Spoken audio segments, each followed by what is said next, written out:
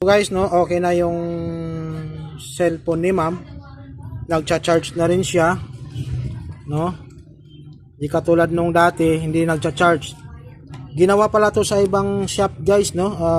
Bali, ang ginawa ng technician, ginawa na lang nila ng paraan para mapagana lang yung kanyang charger. Ngayon, hindi tumagal yung ginawa nila kasi improvise nga lang kasi yung ginawa nila guys, no? So, ayun guys, so yun guys, no, kung mapapansin nyo, nagcha-charge na siya, no? Ayan na po yung unit guys.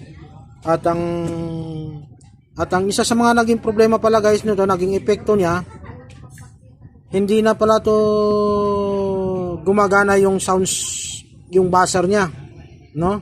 So, katulad ng sinabi ko, sinalitan ko na rin yung pinaka pyesa talaga guys, no? So, tingnan nyo ngayon guys, no?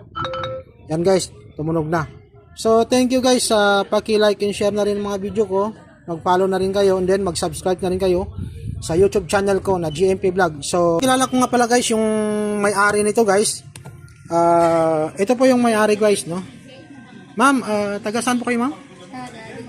Taga Dingras. So, dumayo pa sila upang magpagawa dito guys, no?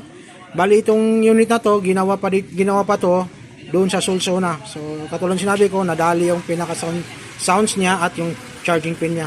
So, improvise lang ginawa sa charging pin niya guys. Pero ngayon, okay na guys. So, maraming salamat sa iyo ma'am, no? Sa pagpapagawa sa amin. At paki-like and share na lahat ng video ko ma'am, no? So, thank you ma'am sa pagdayo pa rito pang magpagawa. Salamat ma'am.